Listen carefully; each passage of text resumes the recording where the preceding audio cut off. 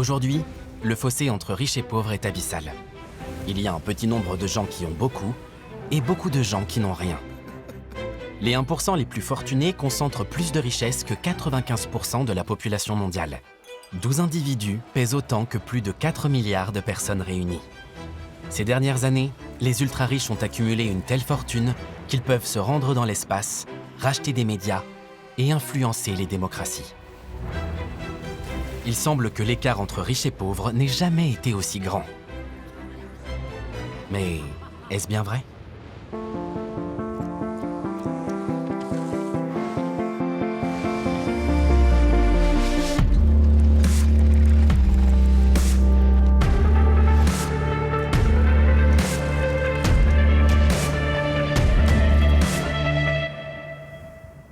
L'une des théories les plus influentes sur l'origine des inégalités remonte au XVIIIe siècle.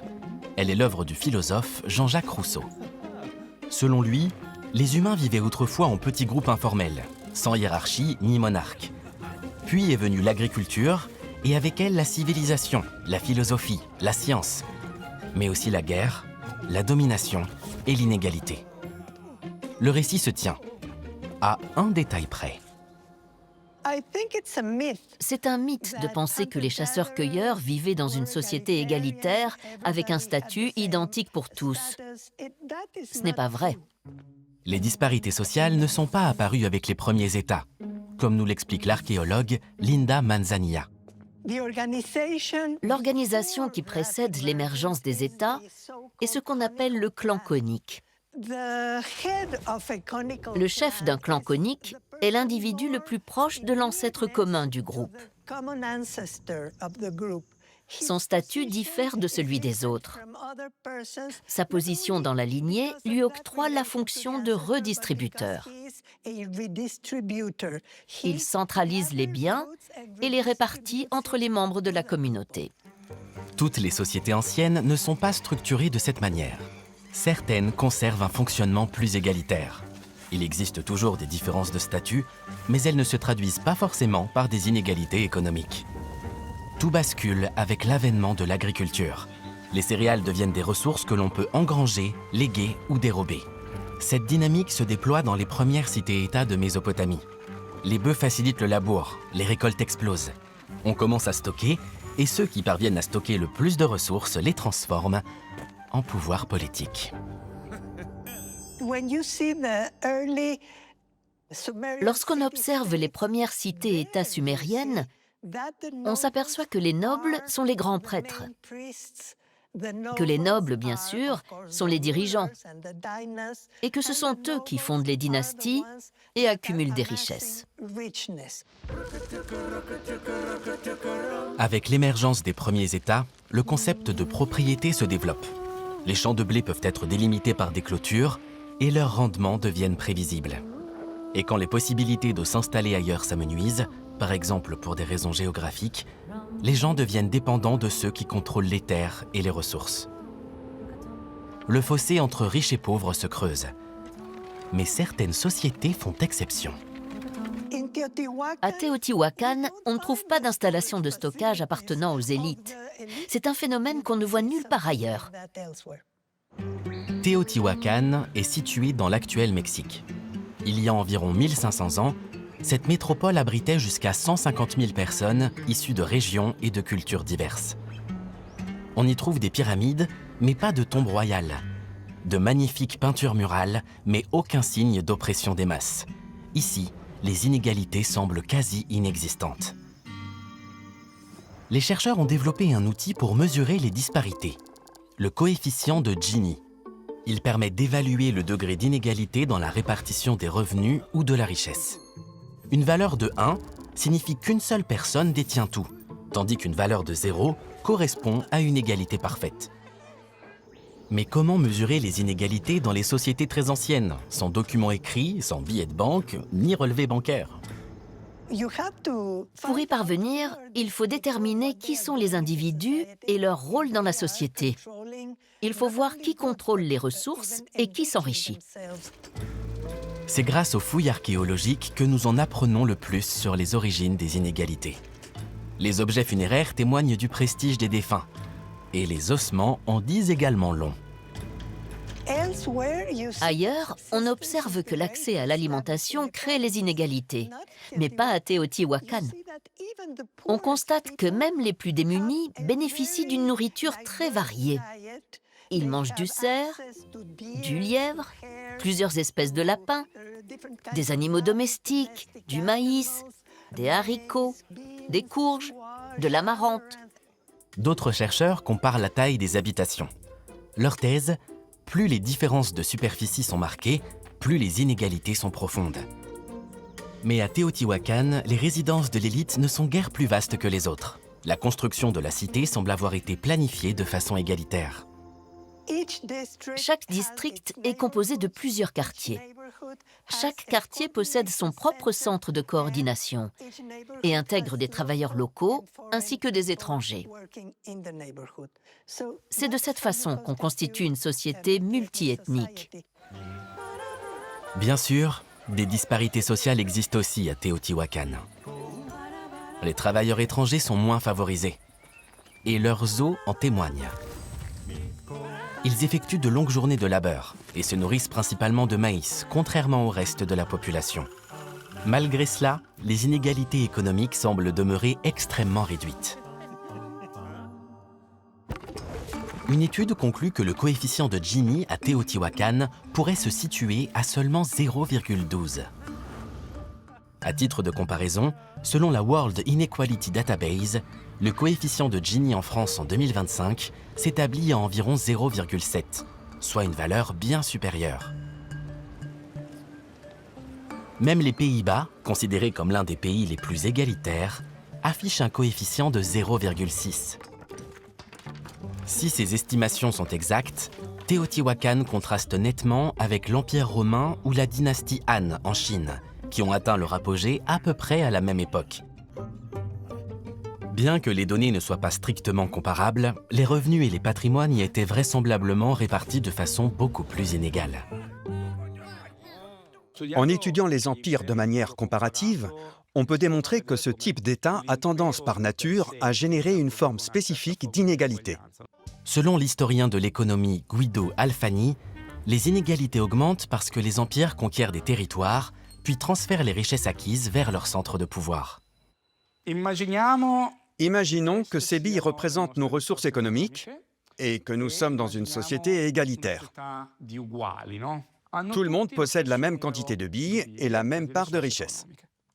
Puis, des ressources supplémentaires apparaissent. Les plus riches, ceux qui ont déjà du pouvoir, commencent par exemple à exiger des impôts. Et ils ponctionnent les plus pauvres et non l'élite. Aujourd'hui, l'impôt sert à financer les routes ou les hôpitaux au bénéfice de tous. Mais pendant très longtemps, il sert surtout à maintenir le pouvoir, financer des guerres et renforcer la domination des dirigeants. C'est à moi. Et pour cela, il prélève de plus en plus l'argent auprès de la population européenne sous forme d'impôts. On assiste à une augmentation continue de la fiscalité par habitant. Et il s'agit d'un système régressif qui ne fait qu'accroître les inégalités. Une fiscalité régressive signifie que plus on est riche, plus la part que l'on doit céder à l'État est faible. Au bout du compte, ce système profite à ceux qui possèdent déjà des richesses considérables. Ils s'enrichissent toujours plus et leurs familles avec eux, car un mécanisme spécifique garantit la préservation de cette fortune à travers les siècles. Dans un système qui facilite la transmission du patrimoine, les inégalités ont tendance à être plus marquées. Les personnes fortunées accumulent plus facilement des ressources, octroient des crédits et en tirent des intérêts, et influencent la politique. Et surtout, elles transmettent leur patrimoine à la génération suivante. Celle-ci bénéficie alors d'une situation de départ radicalement différente. Peu d'exemples illustrent aussi bien cette fusion du pouvoir et de la fortune que celui de la famille Médicis. Au XVe siècle, ses membres débutent dans le commerce textile en Italie, avant de fonder des banques puissantes. Leur richesse et leur influence politique croissent de concert, jusqu'à ce que leur emprise sur les institutions soit telle qu'ils deviennent de facto les dirigeants de Florence. Le cas des Médicis est emblématique de ce qui se produit lorsque les ultra-riches s'emparent d'une république. L'ascension sociale tombe à zéro. Seuls ceux qui ont des liens privilégiés avec les riches restent au sommet. Les conditions économiques de la société dans son ensemble ne s'améliorent pas. Or, lorsque les inégalités s'accentuent et qu'une poignée d'individus accaparent des ressources vitales, les sociétés basculent dans l'instabilité. De nombreuses études suggèrent que même au sein des États occidentaux, la propension à la révolte et à l'instabilité politique augmente à mesure que l'inégalité se creuse. Si les inégalités deviennent trop importantes, les civilisations peuvent s'effondrer. Dans l'Empire aztèque, par exemple, le fossé social abyssal favorise des rébellions, au point qu'une partie de la population finit par aider les Espagnols à renverser l'Empire. Il en ressort un scénario apparemment simple. Pendant des millénaires, les humains ont vécu dans une relative égalité. Puis, avec l'émergence des États, les sociétés sont devenues plus réglementées et inégalitaires. Mais cette vision n'est-elle pas réductrice? Comment expliquer que non seulement les banquiers soient plus riches que les ouvriers, mais aussi qu'un ouvrier en Angleterre soit plus riche qu'un ouvrier en Bolivie? C'est avec l'industrialisation et le renforcement de la propriété privée que les inégalités se sont nettement accentuées. Selon l'économiste Rowaïda Moshrif, l'Europe s'est enrichie en exploitant le reste du monde. Jusqu'au XVIIe siècle, les écarts de richesse entre les nations sont négligeables. De la Chine aux Pays-Bas, les niveaux de revenus sont relativement similaires. Puis le colonialisme et la traite des esclaves procurent à l'Europe des avantages stratégiques, qui s'avéreront par la suite décisifs. L'industrialisation n'a pas démarré uniquement grâce à la main-d'œuvre ou les ressources britanniques. Elle a été rendue possible par le travail des Africains à travers l'esclavage et l'expansion territoriale vers les Amériques. C'est ce qui a fourni les matières premières nécessaires aux usines. La Grande-Bretagne importe ainsi du coton bon marché pour le transformer dans ses usines textiles. Jamais auparavant l'Europe n'a produit et accumulé de richesses à une telle échelle. Et tandis que les matières premières et la main-d'œuvre restent bon marché, les inégalités mondiales, elles, explosent. Le système financier participe lui aussi au drainage des fonds des colonies vers l'Europe. Ce mécanisme est particulièrement flagrant en Haïti, alors sur la voie de l'indépendance. La France les menaçait s'ils ne payaient pas l'argent dû aux propriétaires d'esclaves. Elle a exigé presque 300 fois le revenu national pour les rembourser. Haïti a dû emprunter auprès des banques françaises pour payer, ce qui a aussi beaucoup enrichi les banques françaises. Imaginez les sommes colossales qui sont sorties de cette économie pour en faire fleurir une autre. Des pays comme la Chine et l'Inde sont distancés. L'Europe est bientôt nettement plus riche que le reste du monde. Entre 1820 et 1910, les inégalités de revenus dans le monde redoublent. L'histoire de l'inégalité se compose donc en réalité d'au moins deux récits. L'un concerne l'inégalité au sein des sociétés et l'autre l'inégalité entre les sociétés. Et il semble que le fossé entre riches et pauvres ne cesse de se creuser à tous les niveaux. Mais est-ce vraiment le cas? Au cours de l'histoire, les inégalités ont reculé fortement et durablement à 2 reprises sous l'effet de terribles catastrophes. Jusqu'en 1900 environ, les inégalités ne cessent de croître en Europe. Mais au milieu du XIVe siècle, une rupture se produit. La peste. Une grande partie de la population européenne meurt lors de cette pandémie. Les biens fonciers des défunts sont soudainement bradés et la main-d'œuvre se fait si rare que les salaires augmentent. Les plus pauvres rattrapent leur retard, l'écart avec les riches se réduit. Mais ce n'est que temporaire, car les riches retiennent la leçon. Quand la peste revient au XVIIe siècle, tout le monde est prêt. Même s'il y a des morts, les domaines ne sont pas divisés. Pendant plusieurs siècles, les inégalités se creusent à nouveau, jusqu'au deuxième grand tournant, les 2 guerres mondiales. Ces conflits font eux aussi fondre les grandes fortunes, et le fossé entre riches et pauvres se réduit une nouvelle fois. On a longtemps pensé que c'était dû à la destruction du capital. Il y a eu 2 guerres mondiales, ce qui signifie qu'une grande partie du capital a été réduite à néant. Selon la politologue Martina Linartas, au XXe siècle, nous avons fait le choix de réduire les inégalités. Des recherches récentes montrent qu'un facteur a été encore plus déterminant que la destruction du capital, la politique fiscale progressive. Au milieu du XXe siècle, les revenus sont très lourdement taxés aux États-Unis et au Royaume-Uni, avec des taux pouvant atteindre 95%. Mais pourquoi les riches acceptent cela ? Ils ne voulaient pas que la révolution communiste s'étende au reste du monde. Certains États ne veulent plus avoir affaire au capitalisme. L'Union soviétique et la Chine exproprient les plus aisés.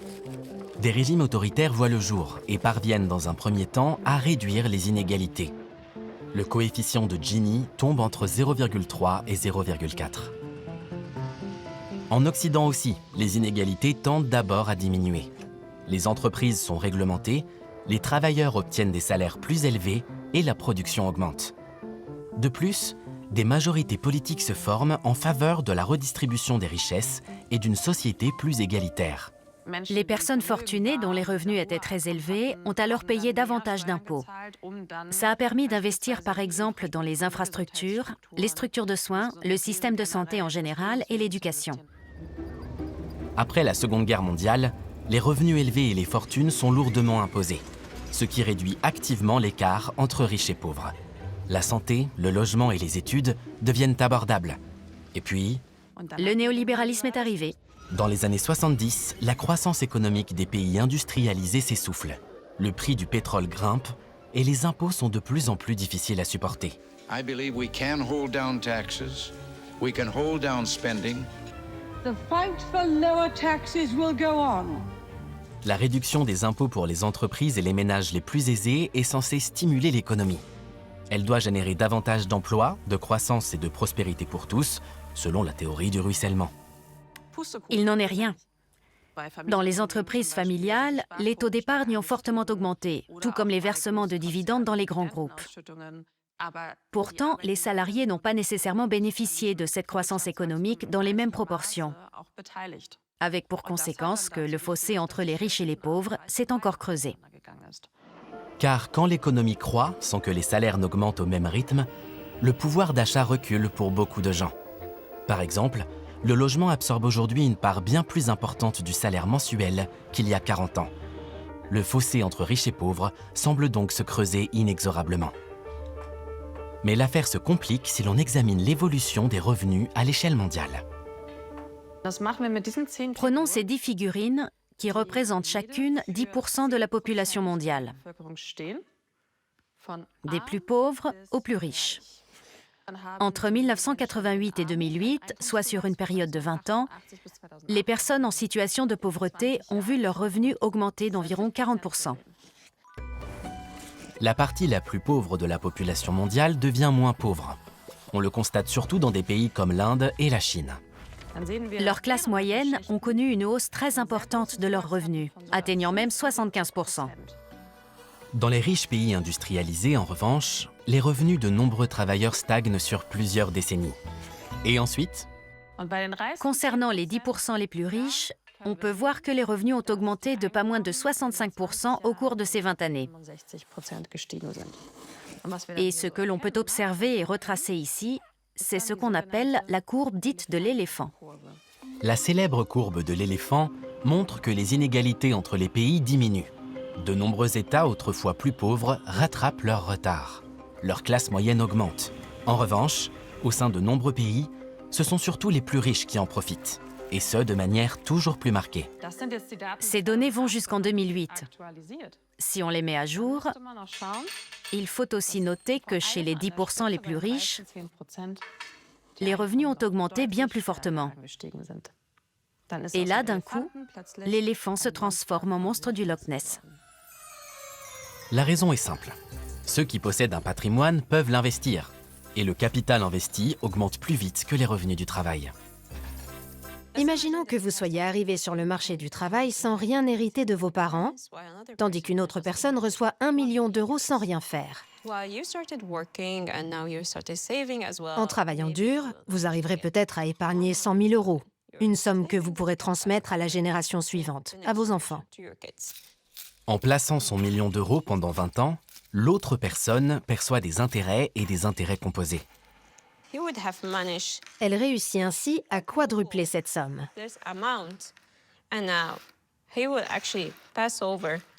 Et elle transmettra à la génération suivante, non pas 1 million, mais peut-être 4 millions. En bref, à celui qui a, on donnera. C'est ainsi que la richesse se concentre de plus en plus. C'est particulièrement vrai en Allemagne, qui compte aujourd'hui plus de milliardaires que n'importe quel autre pays d'Europe. Si 1 centimètre représente 50 000 euros, alors cette pile correspond à 1,5 million d'euros. 99% des Allemands possèdent un patrimoine qui les situerait quelque part dans cette zone. Donc, si 1,5 million d'euros correspond à 30 centimètres, alors le patrimoine de la famille la plus riche d'Allemagne ne se situe pas à 1 mètre, ni même à 100 mètres au-dessus, mais à au moins 10 km, voire 20 km au-dessus de celui de 99% des Allemands. Les plus riches savent comment gérer habilement leur fortune et éviter les impôts. À l'époque des Médicis, leur pouvoir se limitait encore à l'Europe. Aujourd'hui, le capital peut être déplacé à travers le monde entier. Résultat, les 10% les plus riches détiennent plus de 70% de la richesse mondiale, tandis que la moitié la plus pauvre n'en possède que 2%. Ce système a un peu évolué, mais nous dépendons encore largement du marché financier mis en place pendant la période coloniale. D'une certaine manière, notre monde d'aujourd'hui en a hérité. Nous utilisons donc plus ou moins les mêmes mécanismes pour extraire les richesses des sociétés les plus pauvres au profit des plus riches. Nous nous trouvons donc à un tournant critique de l'histoire de notre civilisation. Aujourd'hui, les plus riches n'ont jamais été aussi riches. Ils orientent le débat public et exercent une pression pour obtenir des lois qui renforcent encore leur fortune. Par ailleurs, plus on possède, plus on génère d'émissions. Ce sont les plus riches qui alimentent le plus la crise climatique, non seulement par leur mode de vie, mais surtout parce qu'ils investissent dans des entreprises destructrices pour la planète. Le Sud global paie le prix fort de la catastrophe climatique. Une inondation peut signifier la ruine pour les plus pauvres, alors que les plus fortunés s'en remettent souvent très vite. Le fossé ne cesse de se creuser. Mais s'il est trop profond, les systèmes deviennent instables. Les gens ne se sentent plus représentés par les partis traditionnels et se tournent alors vers les extrêmes. Certains riches vont même jusqu'à demander à être taxés. Nous ne pouvons pas imaginer que les inégalités disparaîtront d'elles-mêmes ou qu'elles s'effaceront facilement. Non. Nous devons décider si nous voulons une société moins inégalitaire. Et si c'est le cas, nous devons agir pour y parvenir. Il nous reste donc un choix à faire. Le siècle dernier nous a donné les outils pour empêcher l'accumulation d'une richesse extrême entre les mains d'une poignée de personnes. Ce n'est ni une fatalité divine, ni une loi de la nature, ni quelque chose qui tombe du ciel. Les inégalités peuvent être façonnées par la politique. Mais sommes-nous vraiment prêts à construire une société plus juste ? Ou allons-nous encore attendre la prochaine grande catastrophe qui rebattra les cartes ?